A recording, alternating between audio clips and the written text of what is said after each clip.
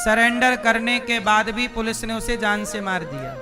इन नेताओं को, इन पुलिस वालों को थोड़ा सा धर्म सनातन संस्कृति पढ़ना चाहिए। शरण में आए हुए को कभी मारना नहीं चाहिए।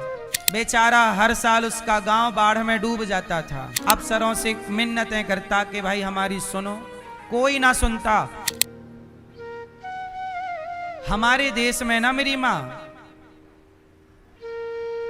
लोगों के अंदर शिक्षा तो है, संस्कार नहीं है। बेवजह अभी आपने बिहार की एक बात सुनी होगी। एक बिहार में एक लड़का था तिवारी, उसने सरेंडर कर दिया पुलिस के आगे कि ये रही मेरी बंदूक आपके पास। सरेंडर करने के बाद भी पुलिस ने उसे जान से मार दिया। जबकि इन नेताओं को, इन पुलिस वालों को थोड़ा सा धर्म सनातन संस्कृति पढ़ना चाहिए। क्या पढ़ना चाहिए?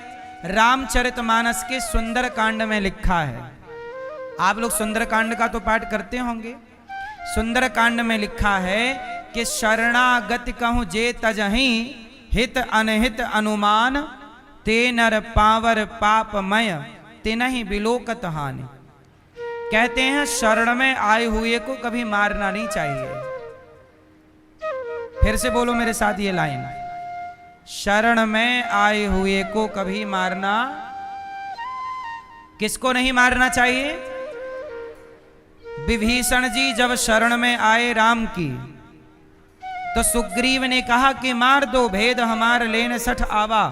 ये रावण का भाई है विभीषण, मार दो इसे।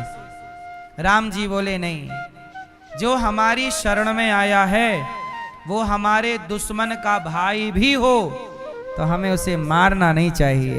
राम ने मारा नहीं, गले लगाया। इसलिए कहता हूं नेता बनने से पहले, पुलिस बनने से पहले, कोई भी सरकारी अफसर बनने से पहले थोड़ा सा सनातन धर्म को स्टडी करना चाहिए। कुछ चीजें आपको स्कूल कॉलेज में नहीं पढ़ाई जाती। शिक्षा तो है, संस्कार यही तो है, राम का आदर्श है ये। शरण में, अच्छा ये बताओ, शरण में आए हुए को मारना चाहिए? फिर बिहार की पुलिस ने उसे क्यों मार दिया? जिसने कट्टा बंदूक, उसने बंदूक उठाई, कानून हाथ में लिया, ये गलत था, पर उसने फेंक दिया कि भाई मैं सरेंडर कर रहा हूं, फिर भी मार दिया। ये पाप है। ये क्या है? पाप है। पाप नहीं करना चाहिए सरकारों को।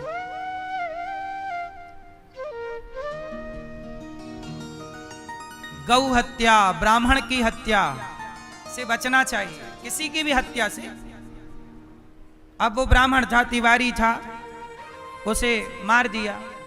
क्यों मार दिया?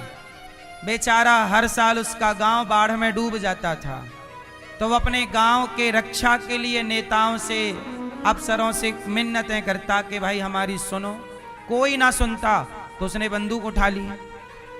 भाई सिस्टम भी तो हमारा लापरवाह है भारत का। मैं बार बार कहता हूं कि बिहार में सबसे ज्यादा बाढ़ आती है। हर साल हजारों करोड़ का नुकसान होता है। हर साल सरकार 1000 करोड़ निकालती है बांटने के लिए बाढ़ प्रभावित लोगों को। मैंने सरकार से कहा, जब मैं बिहार कथा करने गया तो वहां के नेताओं से कहा, पर नेता तो बहरे होते हैं, उन्हें तो सुनाई पड़ता नहीं है। मैंने नेताओं से कहा कि भाई जहां ज्यादा बाढ़ आती है वहां एक काम कर लो, बाढ़ आनी बंद हो जाएगी। मैं एक उपाय देता हूं कि बाढ़ ही नहीं आएगी। क्या उपाय है? जिस नदी पे ज्यादा बाढ़ आती है उस नदी को उसके सहायक छोटी छोटी नदियों से जोड़ देना चाहिए।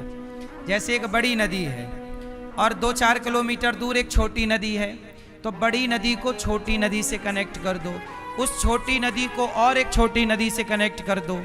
ऐसे 4-6 नदियों से एक नदी को कनेक्ट कर दो, तो जो बाढ़ का अधिक पानी आएगा वो दूसरी नदियों में डिवाइड हो जाएगा। ऐसा होता है एक नदी में ज़्यादा पानी होता है, दूसरी नदी में पानी ही नहीं है, इस बहाने पानी सब तक पहुंचेगा और बाढ़ का पानी जो घर में घुसता है वो नदियों के द्वारा अपने डिवाइड होके चला जाएगा। तो नदियों को नदियों से जोड़ने की ये मुहिम इस देश में होनी चाहिए। तब क्या होगा, पानी बचेगा, जल का स्तर ऊपर आएगा। अब सरकारें काम तो करती नहीं है। उस लड़के ने काम करवाने के लिए अफसरों से कहा, कुछ नहीं किया, तो उसने बंदूक उठा ली और बंदूक उठाई, किसी की हत्या करने नहीं उठाई, उसने किसी का मर्डर नहीं किया, लेकिन पुलिस ने उसको मार डाला। भाई जब नहीं सुनोगे तो सामान्य व्यक्ति आप में से हम में से जब कोई सुनेगा ही नहीं तो किसी को तो फिर खड़ा होना पड़ेगा। फिर ये रवैया सरकार का अच्छा नहीं है। हत्या आप जनता की कर रहे हैं, ये राजा के लिए पाप है। ऐसे में जनता तुम्हें पापी राजा कहेगी कि राजा तो बड़ा पापी है जो निर्दोष जनता को मारे डाल रहा है। शरण में आए हुए को कभी नहीं मारना चाहिए। हां, वो कोई बहुत बड़ा अपराधी होता, आतंकवादी होता तो फिर आप मारते, कोई मनाही थोड़ी थी। आतंकवादी को आप मारिए, अपराधी है 10-20 मर्डर किए हैं उसको मार डालिए, कोई दिक्कत नहीं, एनकाउंटर कर दीजिए जो गलत है। पर जो सही है, जो अपने गांव के लिए समाज के लिए खड़ा हो रहा है, लड़ रहा है, आप सिस्टम बहरा है आपका सिस्टम तो आप ठीक करोगे नहीं, जो खड़ा होगा उसी को मार डालोगे। ये सरकार का रवैया गलत है।